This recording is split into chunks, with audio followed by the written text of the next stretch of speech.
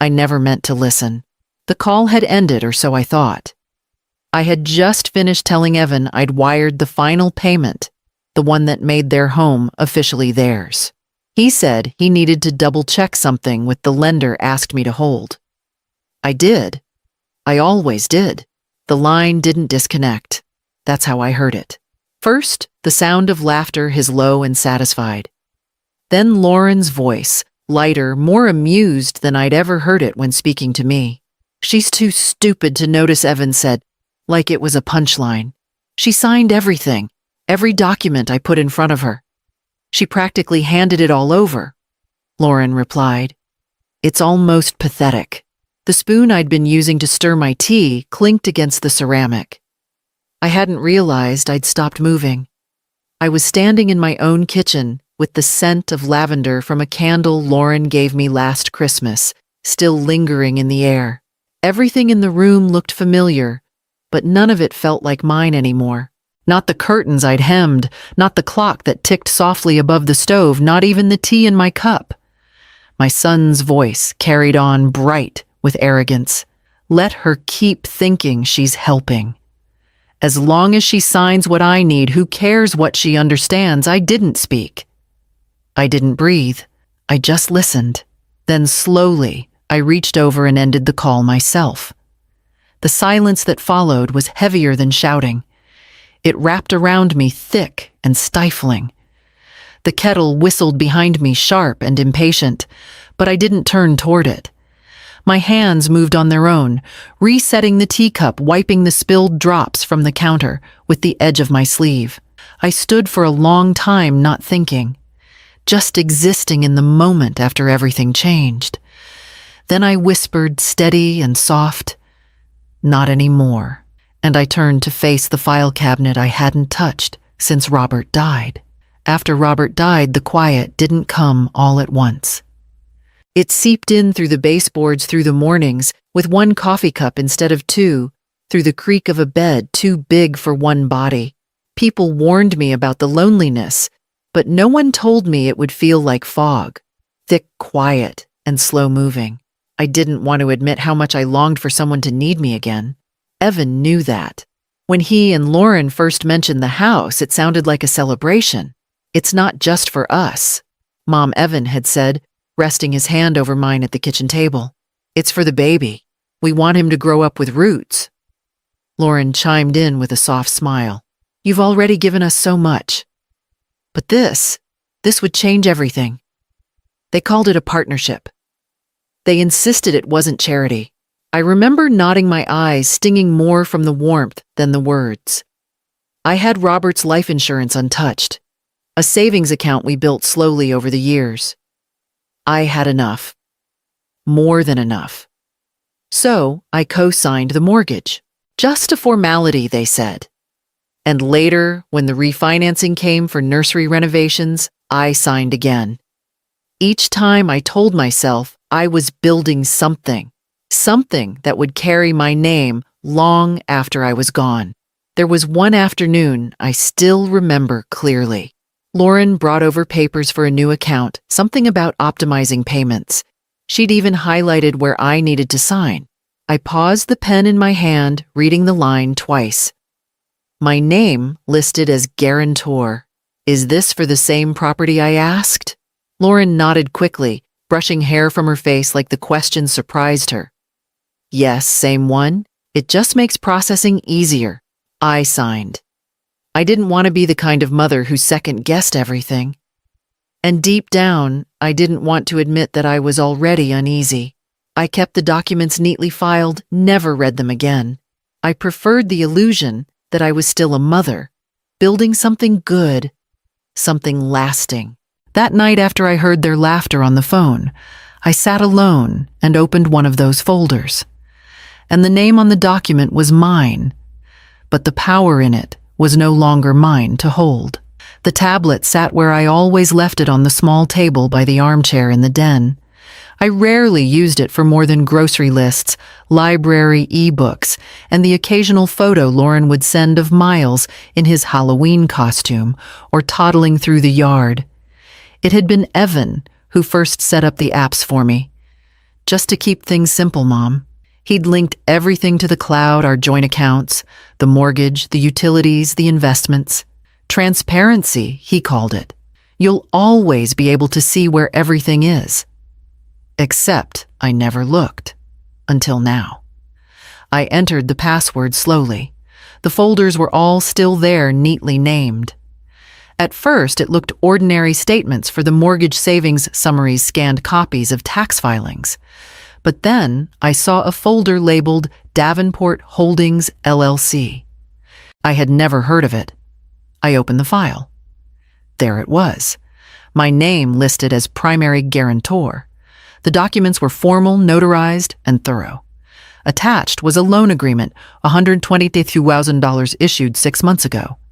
Evan's signature appeared second, mine first. I didn't remember signing that one. I clicked through more folders. Marled and Finch Ventures, joint brokerage high yield. 3 separate accounts all marked high risk. One focused on cryptocurrency, another in speculative startup shares.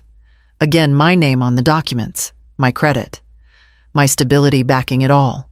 I opened a spreadsheet Lorraine had labeled tracking. It wasn't hers. It was a ledger of withdrawals, wire transfers, and fee payments, most routed to Evan's business alias. A quiet horror settled over me, not the kind that screams, but the kind that whispers you've been living in a house of mirrors. My hands trembled, but I didn't panic. Not anymore. I reached for the printer tucked beneath the desk. One by one, I printed every file, every contract, every signature, every transaction.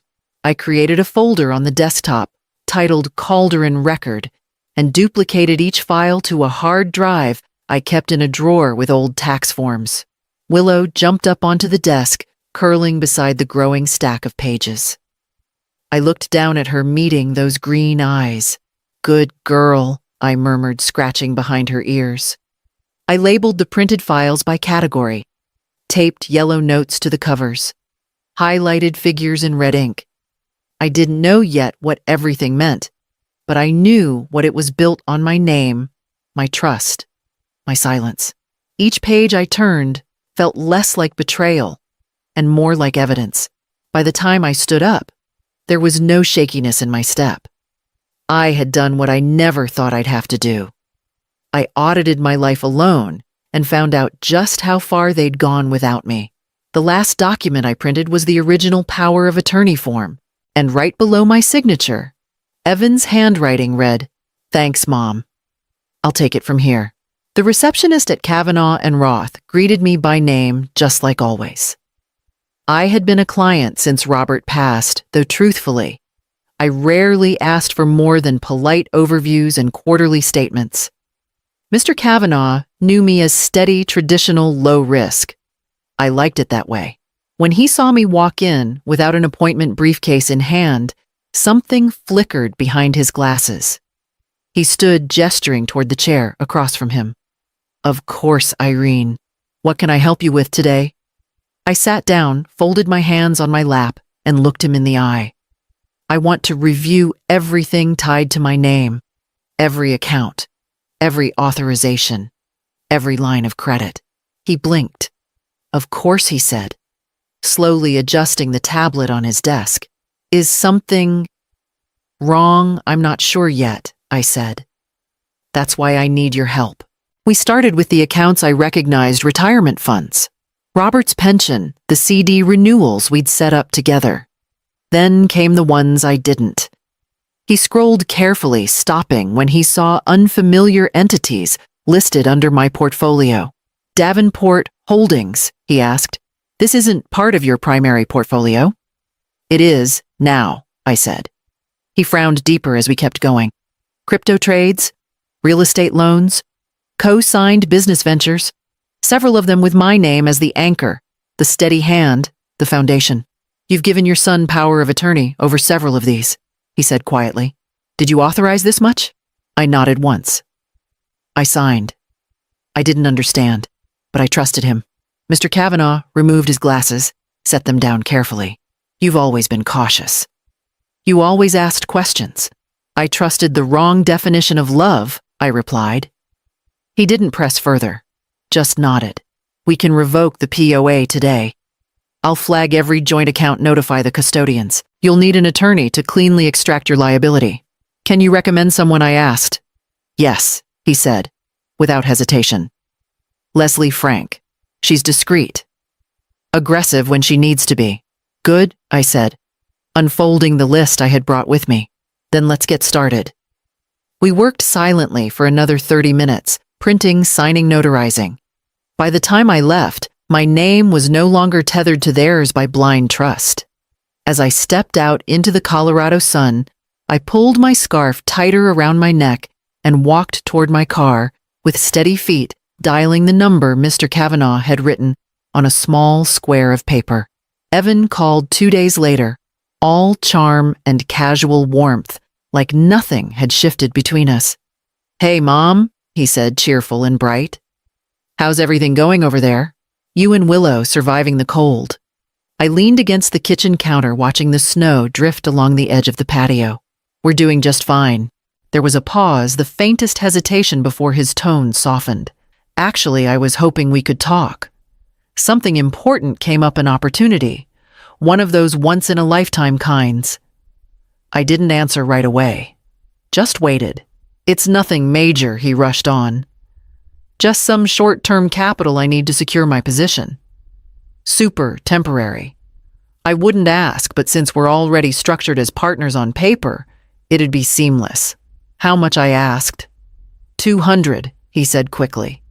1,000. But it's covered, totally covered, just a matter of getting it into place fast. I prefer to talk through this in person, I said. Public place. Easier to concentrate. He hesitated. Then, like flipping a switch, said, Sure, yeah, that's perfect. Tomorrow morning, that cafe you like near the park? I smiled, even though he couldn't see it. Perfect. I arrived 20 minutes early and took the seat facing the door. My purse rested open on my lap, the small recorder tucked inside, already running. The soft buzz of conversation and clinking cups created the perfect audio bed. Evan walked in on time, dressed too well for a casual meeting. His coat was designer Lauren's taste, not his. He leaned in to kiss my cheek. You look great, Mom. Thanks, I said lightly, folding my hands on the table. He ordered a coffee, chatted about the baby, Lauren's new volunteer project, how busy things had been lately. It was rehearsed, breezy, polite. Then his hands folded on the table and his voice dropped half a tone.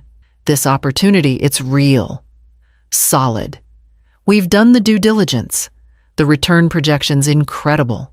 He reached into his leather folder and slid a stack of papers toward me, along with a pen. I had everything prepared in case you said yes. Just your signature here. I picked up the top page and scanned it. My name was already typed in guarantor again. Evan watched me closely. You're basically a silent investor at this point. This just formalizes what we've already built together.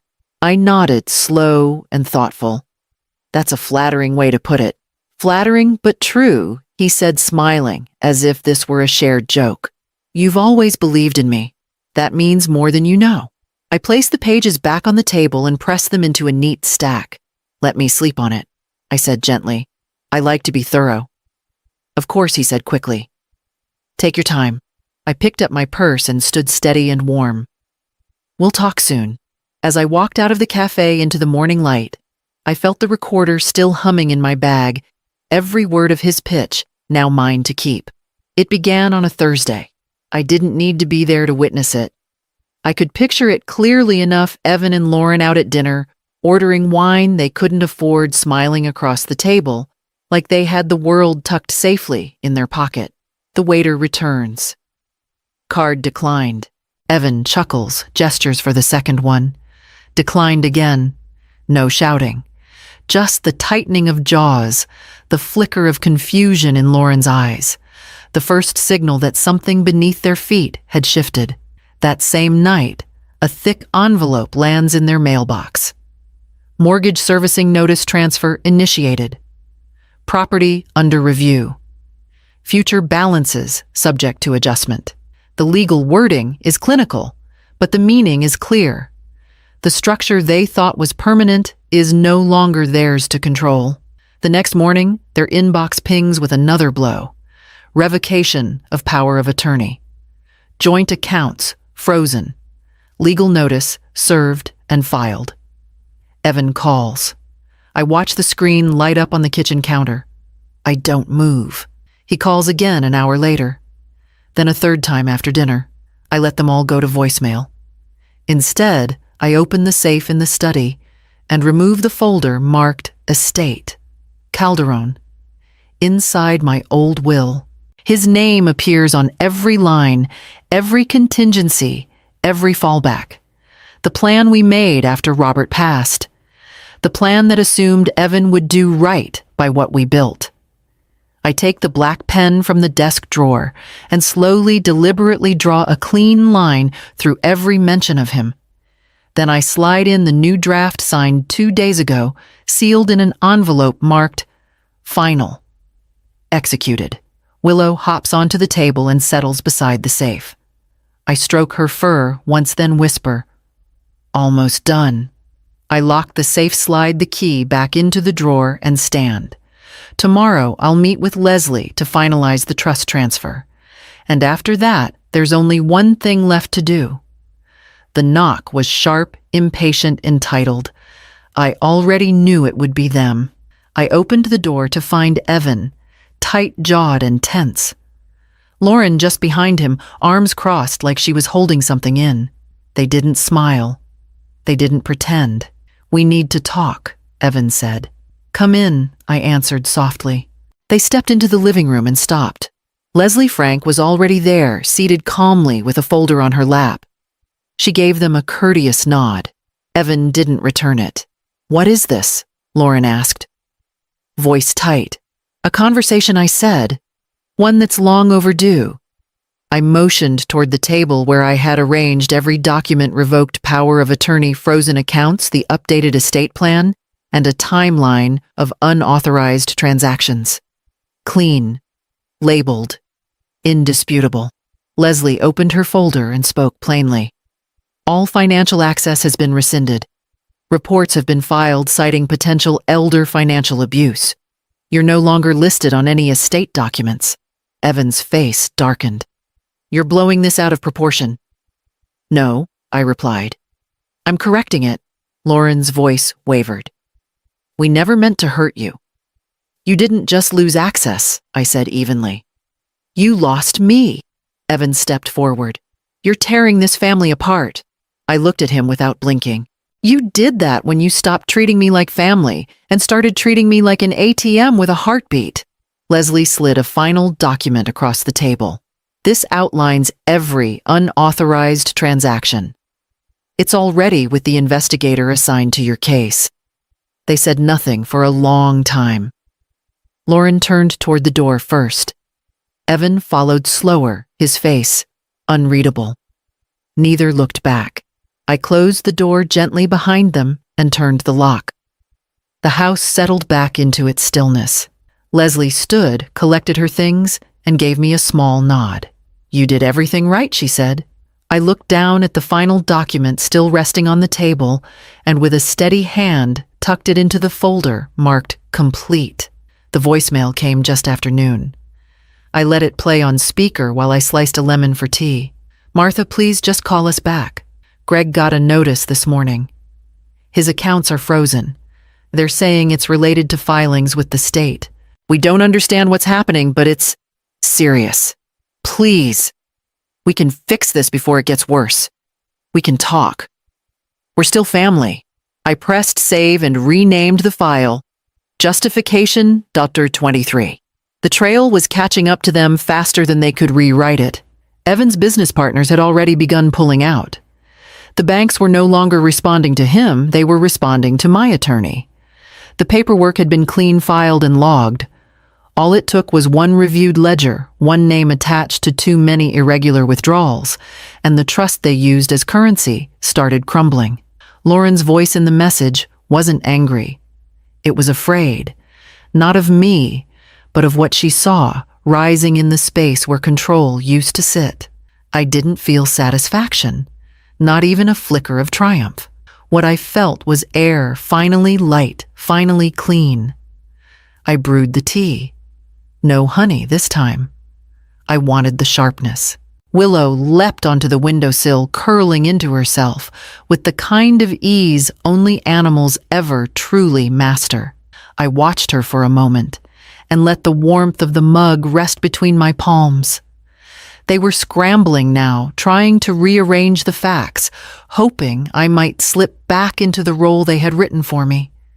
The sweet mother, the silent co-signer, the woman who would never raise her voice even when being erased from her own story.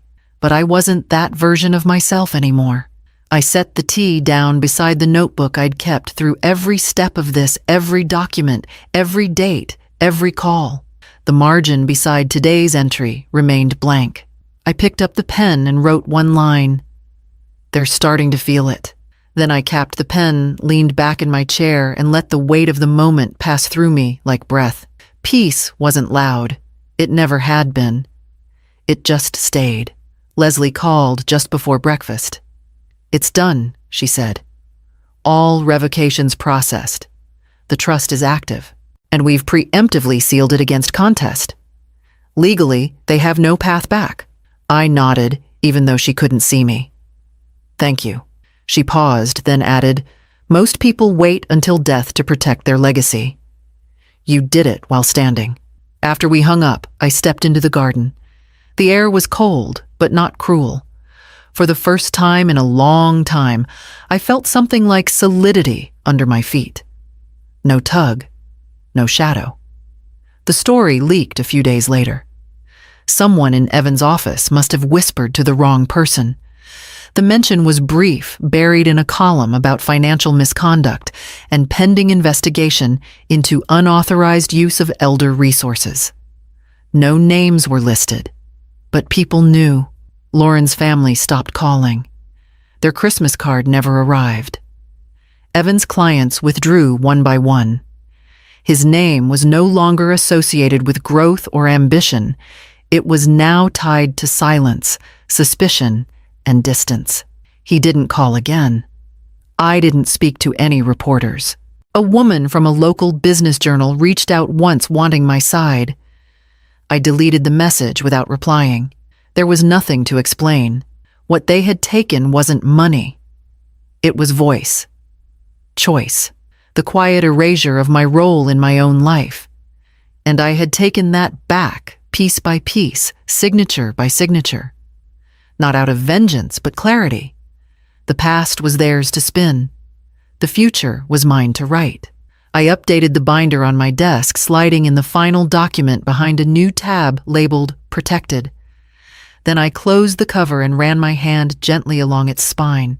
This time, the story would be told in my name. I stood on the porch of my new home, the air crisp against my skin, the silence entirely my own. No names on the deed but mine. No signatures but mine. The porch light glowed behind me, not a signal, not an invitation, just light. Willow curled near the window, her tail flicking lazily as I stepped back inside. I closed the door without looking back, turned the lock with steady hands, and let the stillness settle around me. This house didn't wait for anyone anymore. It simply stood, and so did I.